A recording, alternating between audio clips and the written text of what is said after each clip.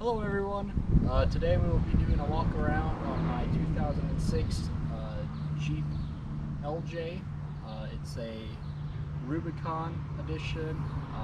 The LJ is slightly longer than the normal TJ, and when I got it, it was pretty much stock.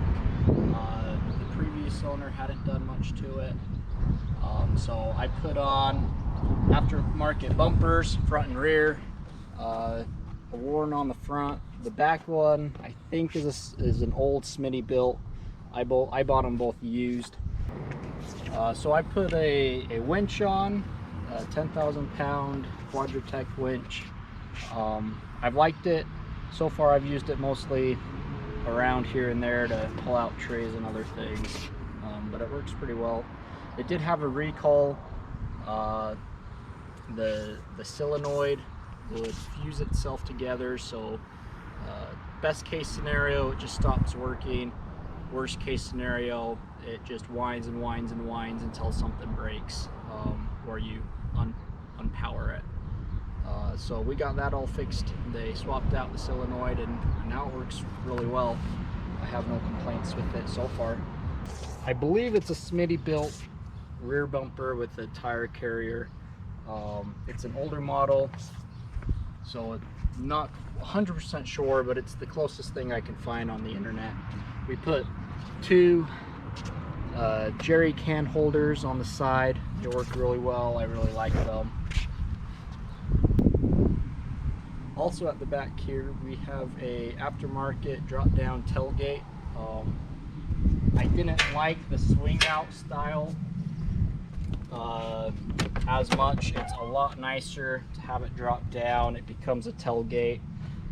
Before you would pop it open, swing it, but because your tire carrier's here, it would only open so far before you hit the tire carrier. Especially once I put the jerry cans on there, it just got rid of any type of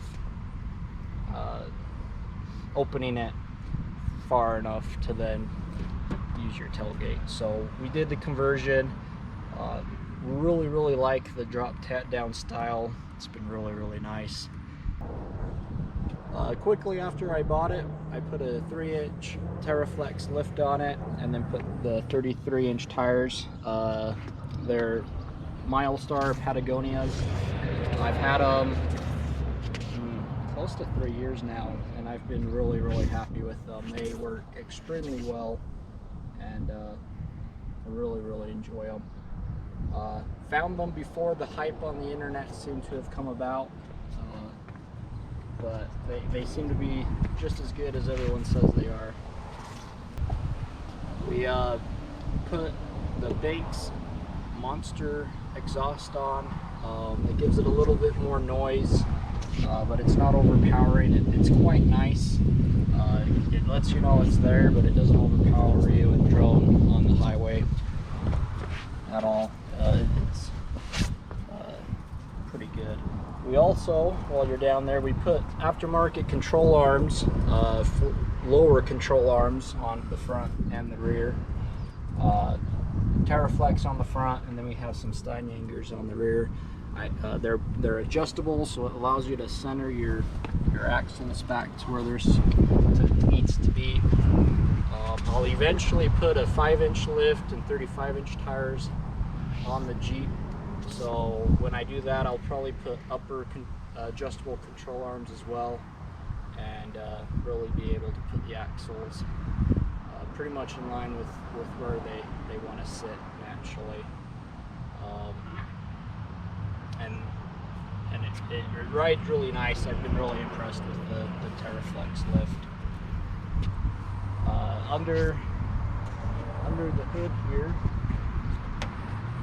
I haven't done a whole lot of upgrades so far. The few things I have done, we put in an aftermarket radiator. It's a fully aluminum.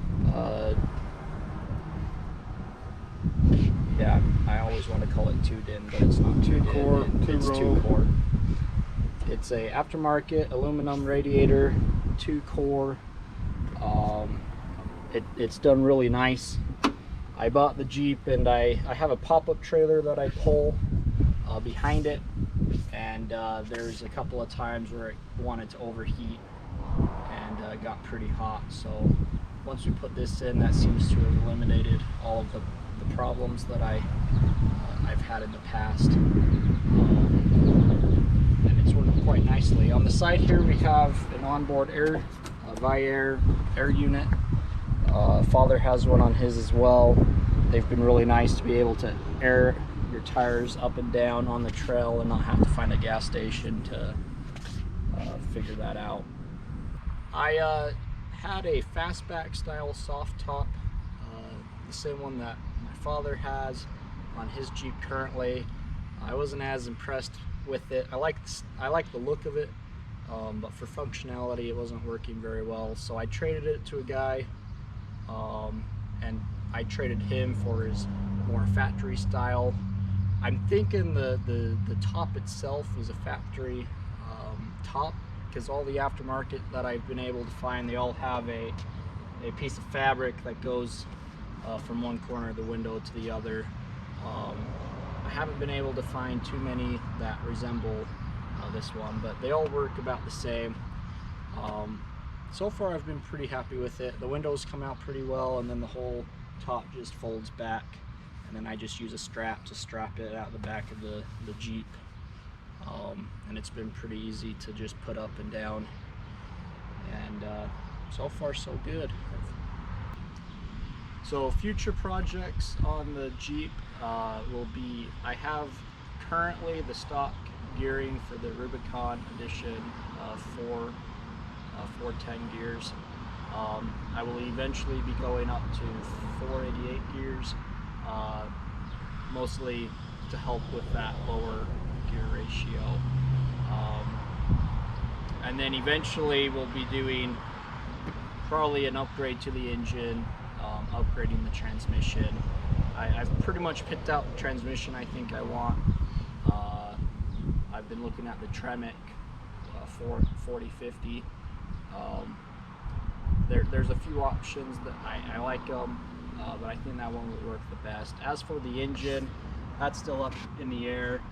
I haven't decided if I want to do a complete just different engine and tackling all of the engineering that comes with that, or if we'll do something closer to the 4.6 stroker, similar to what my father put in his. I haven't decided yet. It's all up in the air. We'll figure that out in the future, but that will be coming eventually, and I'm pretty excited. I'm also looking to put rock sliders on the side here. They came with from the factory with these rock sliders that bolt to the side. I don't know. I haven't really hit enough rocks to find out if it does its job or not. I'm a little skeptical at times, so I haven't really put it to the test. I'm thinking I want something that bolts the frame, just so that if it does get hit or crunched, I don't have to worry about it crunching the panels as much. I haven't decided exactly what style I want, but I want something that's tucked up closer to the body, because it's going to become, you know, kind of the lower point. So, but yeah, rock sliders in the future. So that is a walk around of my 2006 Jeep Wrangler. Thank you for watching. Please like, please share, and subscribe. Yes. And leave your comments below.